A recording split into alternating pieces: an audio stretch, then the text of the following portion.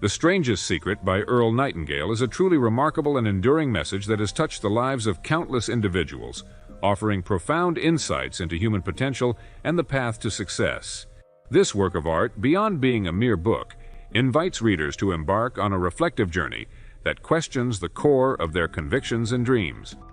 Nightingale, with his captivating voice and authoritative demeanor, reveals a hidden truth that is both straightforward and enigmatic, defying discovery despite its obviousness throughout history. Prepare to embark on a transformative journey as you explore the captivating pages of The Strangest Secret. This thought-provoking book will challenge your perception of success and inspire you to tap into your inner power. Prepare to embark on a journey that goes beyond the ordinary. Brace yourself for a revelation that will challenge your beliefs and revolutionize your perception of what it means to achieve greatness. Get ready to tap into the boundless power that lies dormant within you. I'd like to tell you about the strangest secret in the world. Some years ago, the late Nobel Prize-winning Dr. Albert Schweitzer was being interviewed in London, and a reporter asked him, "Doctor, what's wrong with men today?" And the great doctor was silent a moment, and then he said, "Men simply don't think." It's about this that I want to talk with you. We live today in a golden age. This is an era that man has looked forward to, dreamed of, and worked toward for thousands of years. But since it's here, we pretty well take it for granted. We in America are particularly fortunate to live in the richest land that ever existed on the face of the earth, a land of abundant opportunity for everyone. But do you know what happens? Well, let's take 100 men who start even at the age of 25. Do you have any idea what will happen to those men by the time they're 65? These 100 men who all start even at the age of 25 believe they're going to be successful. If you asked any one of these men if he wanted to be a success, he'd tell you he did. And you'd notice that he was eager toward life, that there was a certain sparkle to his eye, an erectness to his carriage, and life seemed like a pretty interesting adventure to him. But by the time they're 65, 1 will be rich. 4 will be financially independent. 5 will still be working. 54 will be broke. Now think a moment. Out of the 100, only 5 make the grade. Now why do so many fail? What has happened to the sparkle that was there when they were 25? What's become of the dreams, the hopes, the plans? And why is there such a large disparity between what these men intended to do and what they actually accomplished? When we say about 5% achieve success, we have to define success. And here's the best definition I've ever been able to find. Success is the progressive realization of a worthy ideal. If a man is working toward a predetermined goal and knows where he's going, that man is a success. If he's not doing that, he's a failure. Success is the progressive realization of a worthy ideal.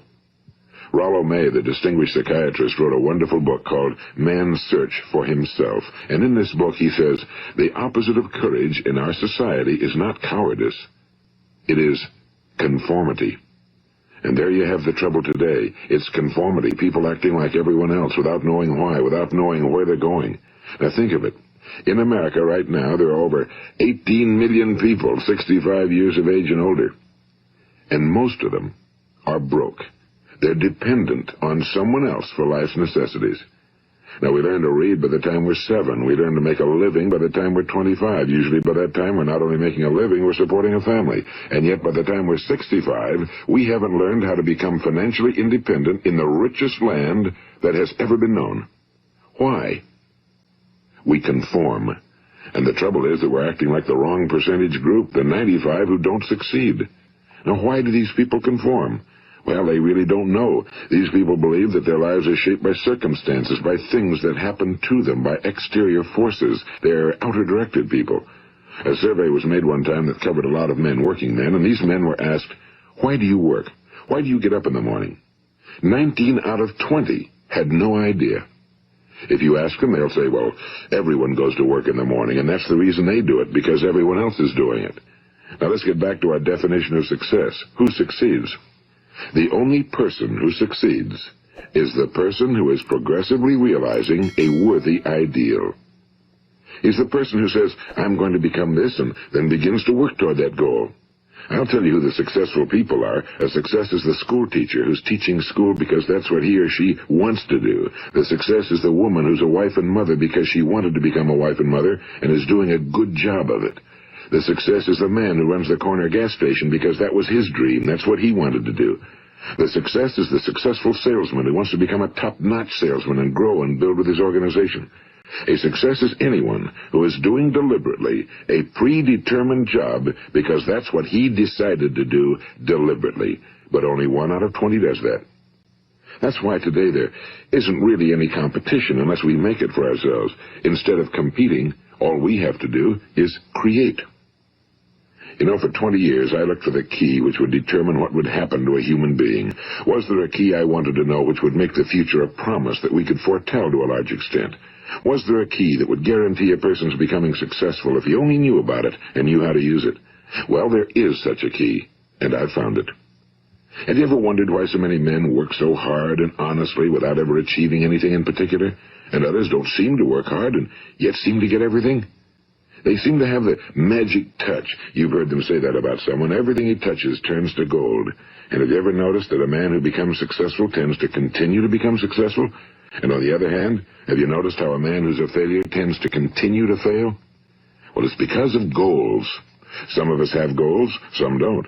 People with goals succeed because they know where they're going. It's that simple.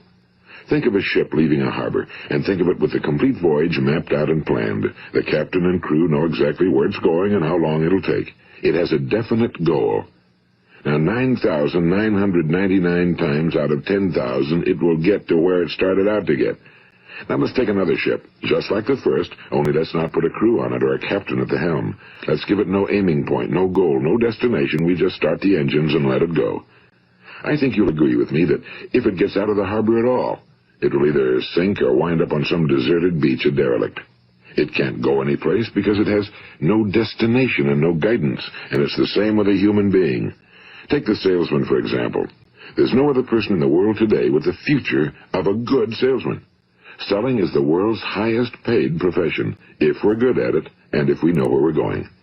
Every company needs top-notch salesmen, and they reward those men. The sky's the limit for them. But how many can you find? Someone once said the human race is fixed, not to prevent the strong from winning, but to prevent the weak from losing. The American economy today can be likened to a convoy in time of war. The entire economy is slowed down to protect its weakest link, just as the convoy had to go at the speed that would permit its slowest vessel to remain in formation. That's why it's so easy to make a living today. It takes no particular brains or talent to make a living and support a family today. So we have a plateau of so-called security, if that's what a person's looking for. But we do have to decide how high above this plateau we want to aim. Now let's get back to the strangest secret in the world, a story that I wanted to tell you today. Why do men with goals succeed in life and men without them fail? Well, let me tell you something which, if you really understand it, will alter your life immediately. If you understand completely what I'm going to tell you from this moment on, your life will never be the same again. You will suddenly find that good luck just seems to be attracted to you. The things you want just seem to fall in line, and from now on you won't have the problems, the worries, the gnawing lump of anxiety that perhaps you've experienced before. Doubt, fear, well, they'll be things of the past.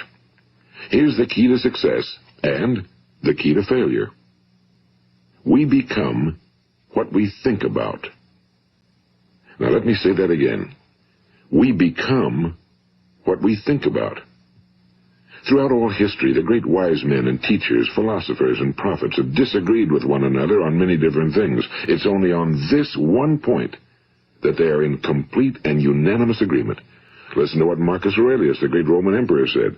A man's life is what his thoughts make of it. Disraeli said this, everything comes if a man will only wait. I've brought myself by long meditation to the conviction that a human being with a settled purpose must accomplish it, and that nothing can resist a will that will stake even existence for its fulfillment. Ralph Waldo Emerson said this, a man is what he thinks about all day long. William James said, the greatest discovery of my generation is that human beings can alter their lives by altering their attitudes of mind. And he also said, we need only in cold blood act as if the thing in question were real, and it will become infallibly real by growing into such a connection with our life that it will become real. It will become so knit with habit and emotion that our interest in it will be those which characterize belief. And he also said, if you only care enough for a result, you will almost certainly attain it. If you wish to be rich, you will be rich. If you wish to be learned, you will be learned. If you wish to be good, you will be good. Only you must then really wish these things, and wish them exclusively, and not wish at the same time 100 other incompatible things just as strongly. In the Bible you read in Mark 9:23, if thou canst believe, all things are possible to him that believeth. My old friend Dr. Norman Vincent Peale put it this way, this is one of the greatest laws in the universe. Fervently do I wish I had discovered it as a very young man. It dawned upon me much later in life, and I found it to be one of the greatest, if not my greatest discovery outside of my relationship to God. The great law, briefly and simply stated, is that if you think in negative terms, you will get negative results.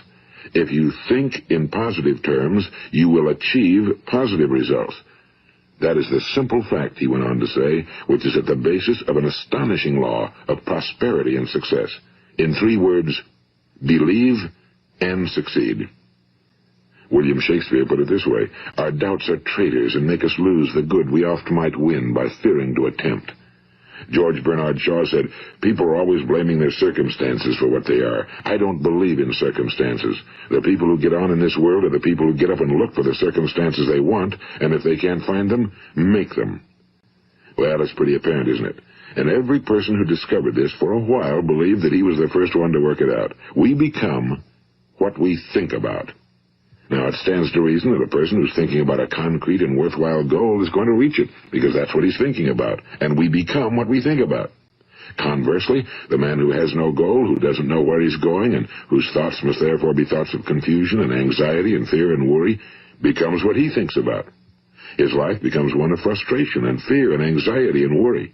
And if he thinks about nothing, he becomes nothing. Now, how does it work? Why do we become what we think about? Well, I'll tell you how it works as far as we know.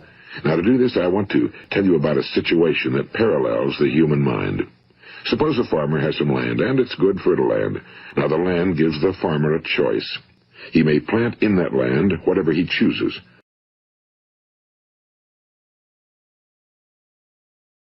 The land doesn't care. It's up to the farmer to make the decision. Now remember, we're comparing the human mind with the land because the mind, like the land, doesn't care what you plant in it. It will return what you plant, but it doesn't care what you plant. Now let's say that the farmer has 2 seeds in his hand. One is a seed of corn, the other is nightshade, a deadly poison. He digs 2 little holes in the earth and he plants both seeds, one corn, the other nightshade. He covers up the holes, waters, and takes care of the land, and what will happen? Invariably, the land will return what's planted. As it's written in the Bible, as ye sow, so shall ye reap. Now remember, the land doesn't care. It'll return poison in just as wonderful abundance as it will corn. So up come the 2 plants, one corn, one poison. Now the human mind is far more fertile, far more incredible and mysterious than the land, but it works the same way. It doesn't care what we plant. Success, failure. A concrete, worthwhile goal, or confusion. Misunderstanding, fear, anxiety, and so on.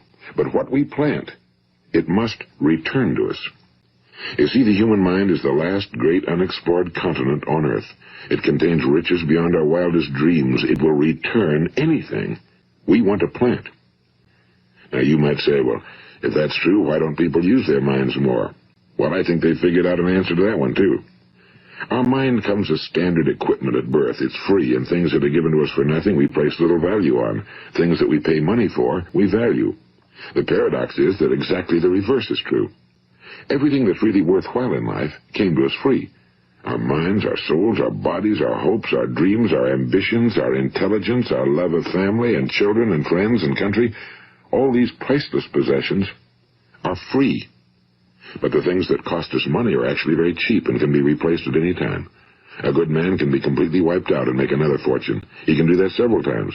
Even if our home burns down, we can rebuild it. But the things we got for nothing, we can never replace.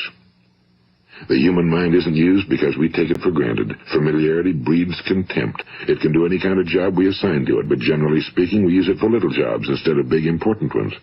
Universities have proved that most of us are operating on about 10% or less of our abilities.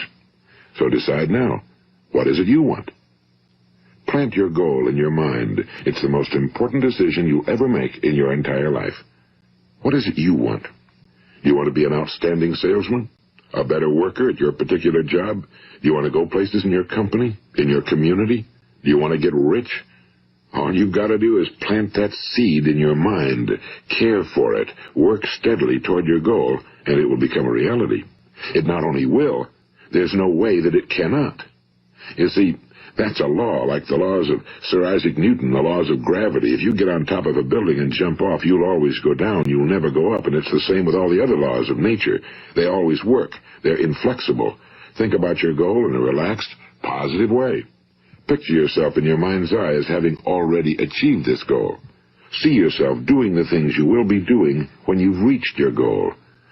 Ours has been called the phenobarbital age, the age of ulcers and nervous breakdowns and tranquilizers. At a time when medical research has raised us to a new plateau of good health and longevity, far too many of us worry ourselves into an early grave trying to cope with things in our own little personal ways without learning a few great laws that will take care of everything for us.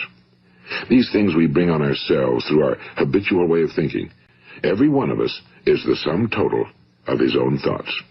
He is where he is because that's exactly where he really wants to be, whether he'll admit that or not. Each of us must live off the fruit of his thoughts in the future, because what you think today and tomorrow, next month and next year, will mold your life and determine your future. You're guided by your mind. I remember one time I was driving through eastern Arizona, and I saw one of those giant earth-moving machines roaring along the road at about 35 miles an hour with what looked like 30 tons of dirt in it. A tremendous, incredible machine, and there was a little man perched way up on top with the wheel in his hands guiding it. And as I drove along, I was struck by the similarity of that machine to the human mind. Just suppose you're sitting at the controls of such a vast source of energy. Are you going to sit back and fold your arms and let it run itself into a ditch? Or are you going to keep both hands firmly on the wheel and control and direct this power to a specific, worthwhile purpose? It's up to you. You're in the driver's seat. You see, the very law that gives us success is a two-edged sword. We must control our thinking. The same rule that can lead a man to a life of success, wealth, happiness, and all the things he ever dreamed of for himself and his family. That very same law can lead him into the gutter. It's all in how he uses it, for good or for bad. This is the strangest secret in the world. Now, why do I say it's strange, and why do I call it a secret? Actually, it isn't a secret at all. It was first promulgated by some of the earliest wise men, and it appears again and again throughout the Bible, but very few people have learned it, understand it. That's why it's strange, and why for some equally strange reason it virtually remains a secret. I believe that you could go out and walk down the main street of your town and ask one man after another what the secret of success is, and you probably wouldn't run into one man in a month who could tell you. Now, this information is enormously valuable to us if we really understand it and apply it. It's valuable to us not only for our own lives, but the lives of those around us, our families, employees, associates, and friends. Life should be an exciting adventure. It should never be a bore. A man should live fully, be alive. He should be glad to get out of bed in the morning. He should be doing a job he likes to do because he does it well. One time I heard Grove Patterson, the great late editor-in-chief of the Toledo Daily Blade, make a speech, and as he concluded his speech, he said something I've never forgotten. He said, "My years in the newspaper business have convinced me of several things. Among them, that people are basically good, and that we came from someplace, and we're going someplace. So we should make our time here an exciting adventure. The architect of the universe didn't build a stairway leading nowhere." And the greatest teacher of all, the carpenter from the plains of Galilee, gave us the secret time and time again. As ye believe, so shall it be done unto you. I've explained the strangest secret in the world and how it works. Now, on this side, I want to explain how you can prove to yourself the enormous returns possible in your own life by putting this secret to a practical test. I want you to make a test that will last 30 days. It isn't going to be easy, but if you'll give it a good try, it will completely change your life for the better. Now, back in the 17th century, Sir Isaac Newton, the English mathematician and natural philosopher, gave us some natural laws of physics which apply as much to human beings as they do to the movement of bodies in the universe. And one of these laws is that for every action, there is an equal and opposite reaction. Simply stated, as it applies to you and me, it means we can achieve nothing without paying the price. The results of your 30-day experiment will be in direct proportion to the effort you put forth. To be a doctor, you must pay the price of long years of difficult study. To be successful in selling, and remember that each of us succeeds to the extent of his ability to sell. Selling our families on our ideas, selling education in schools, selling our children on the advantages of living the good and honest life, selling our associates and employees on the importance of being exceptional people. To, of course, the profession of selling itself. But to be successful in selling our way to the good life, we must be willing to pay the price. Now, what is that price? Well, it's many things. First, it's understanding emotionally, as well as intellectually, that we literally become what we think about, that we must control our thoughts if we're to control our lives. It's understanding fully that as ye sow, so shall ye reap. Second, it's cutting away all fetters from the mind and permitting it to soar as it was divinely designed to do. It's the realization that your limitations are self-imposed and that the opportunities for you today are enormous beyond belief. It's rising above narrow-minded pettiness and prejudice. And third, it's using all your courage to force yourself to think positively on your own problem, to set a definite and clearly defined goal for yourself, to let your marvelous mind think about your goal from all possible angles, to let your imagination speculate freely upon many different possible solutions, to refuse to believe that there are any circumstances sufficiently strong to defeat you in the accomplishment of your purpose, to act promptly and decisively when your course is clear, and to keep constantly aware of the fact that you are, at this moment, standing in the middle of your own acres of diamonds, as Russell Conwell used to point out. And fourth, save at least 10% of every dollar you earn. It's also remembering that no matter what your present job, it has enormous possibilities, if you're willing to pay the price. Now let's just go over the important points in the price each of us must pay to achieve the wonderful life that can be ours. It is, of course, worth any price. 1. You will become what you think about. 2. Remember the word imagination and let your mind begin to soar. 3. Courage. Concentrate on your goal every day. 4. Save 10% of what you earn. And 5. Action. Ideas are worthless unless we act on them. Now, I'll try to outline the 30-day test I want you to make. Keep in mind that you have nothing to lose by making this test and everything you could possibly want to gain. There are 2 things that may be said of everyone. Each of us wants something, and each of us is afraid of something. I want you to write on a card what it is you want more than anything else. It may be more money. Perhaps you'd like to double your income or make a specific amount of money. It may be a beautiful home. It may be success at your job. It may be a particular position in life. It could be a more harmonious family. Each of us wants something. Now write down on your card specifically what it is you want. Make sure it's a single goal and clearly defined. You needn't show it to anyone, but carry it with you so that you can look at it several times a day. Think about it in a cheerful, relaxed, positive way each morning when you get up, and immediately you have something to work for, something to get out of bed for, something to live for. Look at it every chance you get during the day and just before going to bed at night. And as you look at it, remember that you must become what you think about, and since you're thinking about your goal, you realize that soon it will be yours. In fact, it's yours really the moment you write it down and begin to think about it. Look at the abundance all around you as you go about your daily business. You have as much right to this abundance as any other living creature. It's yours for the asking. Now we come to the difficult part. Difficult because it means the formation of what is probably a brand new habit, and new habits are not easily formed. Once formed, however, it will follow you for the rest of your life. Stop thinking about what it is you fear. Each time a fearful or negative thought comes into your consciousness, replace it with a mental picture of your positive and worthwhile goal. And there will come times when you'll feel like giving up. It's easier for a human being to think negatively than positively. That's why only 5% are successful. You must begin now to place yourself in that group. For 30 days, you must take control of your mind. It will think about only what you permit it to think about. Each day for this 30-day test, do more than you have to do. In addition to maintaining a cheerful, positive outlook, give of yourself more than you've ever done before. Do this knowing that your returns in life must be in direct proportion to what you give.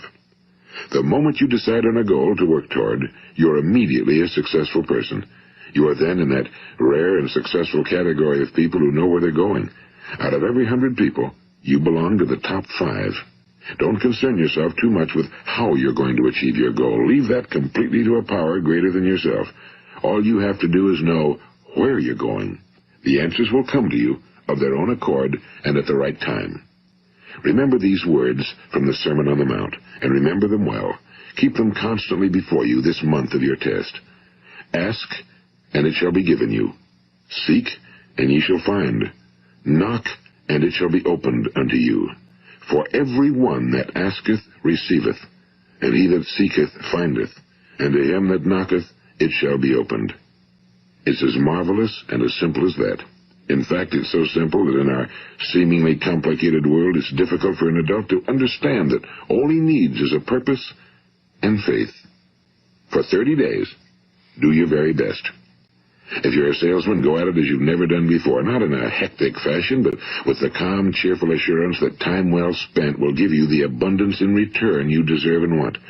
If you're a homemaker, devote your 30-day test to completely giving of yourself without thinking about receiving anything in return, and you'll be amazed at the difference it makes in your life. No matter what your job, do it as you've never done it before for 30 days. And if you've kept your goal before you every day, you'll wonder and marvel at this new life you've found. Dorothea Brand, the outstanding editor and writer, discovered it for herself and tells about it in her fine book, Wake Up and Live. Her entire philosophy is reduced to the words, act as though it were impossible to fail. She made her own test with sincerity and faith, and her entire life was changed to one of overwhelming success. Now, you make your test for 30 full days. Don't start your test until you've made up your mind to stick with it. You see, by being persistent, you're demonstrating faith. Persistence is simply another word for faith. If you didn't have faith, you'd never persist. If you should fail during your first 30 days, by that I mean suddenly find yourself overwhelmed by negative thoughts, you've got to start over again from that point and go 30 more days. Gradually, your new habit will form until you find yourself one of that wonderful minority to whom virtually nothing is impossible. And don't forget the card. It's vitally important as you begin this new way of living. On one side of the card, write your goal, whatever it may be. On the other side, write the words we've quoted from the Sermon on the Mount. Ask, and it shall be given you. Seek, and ye shall find. Knock, and it shall be opened unto you. Nothing great was ever accomplished without inspiration. See that during these crucial first 30 days, your own inspiration is kept at a peak. And above all, don't worry.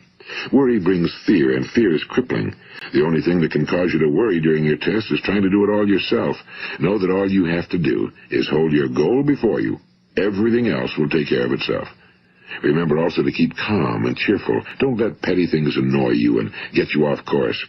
Now, since making this test is difficult, some will say, why should I bother? Well, look at the alternative. No one wants to be a failure. No one really wants to be a mediocre individual. No one wants a life constantly filled with worry and fear and frustration. Therefore, remember that you must reap that which you sow. If you sow negative thoughts, your life will be filled with negative things. If you sow positive thoughts, your life will be cheerful, successful, and positive. Now, gradually, you will have a tendency to forget what you've heard on this recording. Play it often. Keep reminding yourself of what you must do to form this new habit. Gather your whole family around at regular intervals and listen to what's been said here. You know, most men will tell you that they want to make money without understanding the law. The only people who make money work in a mint. The rest of us must earn money. This is what causes those who keep looking for something for nothing or a free ride to fail in life. The only way to earn money is by providing people with services or products which are needed and useful. We exchange our time and our product or service for the other man's money. Therefore, the law is that our financial return will be in direct proportion to our service. Now, success is not the result of making money. Making money is the result of success, and success is in direct proportion to our service. Most people have this law backwards. They believe that you're successful if you earn a lot of money. The truth is that you can only earn money after you're successful. It's like the story of the man who sat in front of the stove and said to it, "Give me heat, and then I'll add the wood." How many men and women do you know, or do you suppose there are today, who take the same attitude toward life? There are millions. We've got to put the fuel in before we can expect heat. Likewise, we've got to be of service first before we can expect money. Don't concern yourself with the money. Be of service. Build, work, dream, create. Do this, and you'll find there's no limit to the prosperity and abundance that will come to you. Prosperity, is founded upon a law of mutual exchange. Any person who contributes to prosperity must prosper in turn himself. Sometimes the return will not come from those you serve, but it must come to you from someplace, because that's the law. For every action, there is an equal and opposite reaction. As you go daily through your 30-day test period, remember that your success will always be measured by the quality and quantity of service you render, and money is a yardstick for measuring this service. No man can get rich himself unless he enriches others. Now, there are no exceptions to a law. You can drive down any street in America and from your car estimate the service that's being rendered by the people living on that street. Had you ever thought of this yardstick before? It's interesting. Some, like ministers and priests and other devoted people, measure their returns in the realm of the spiritual, but again, their returns are equal to their service. Once this law is fully understood, any thinking person can tell his own fortune. If he wants more, he must be of more service to those from whom he receives his return. If he wants less, he has only to reduce his service. This is the price you must pay for what you want. If you believe you can enrich yourself by deluding others, you can end only by deluding yourself. It may take some time, but just as surely as you breathe, you'll get back what you put out.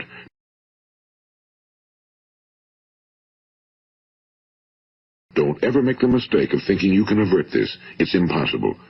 The prisons and the streets where the lonely walk are filled with people who tried to make new laws just for themselves. We may avoid the laws of man for a while, but there are greater laws that cannot be broken. An outstanding medical doctor recently pointed out 6 steps that will help you realize success. 1. Set yourself a definite goal. 2. Quit running yourself down. 3. Stop thinking of all the reasons why you cannot be successful and instead think of all the reasons why you can. 4. Trace your attitudes back through your childhood and try to discover where you first got the idea you couldn't be successful, if that's the way you've been thinking. 5. Change the image you have of yourself by writing out a description of the person you would like to be. And 6. Act the part of the successful person you have decided to become. The doctor who wrote those words is a noted West Coast psychiatrist, Dr. David Harold Fink. Do what the experts since the dawn of recorded history have told you must do. Pay the price by becoming the person you want to become. It's not nearly as difficult as living unsuccessfully.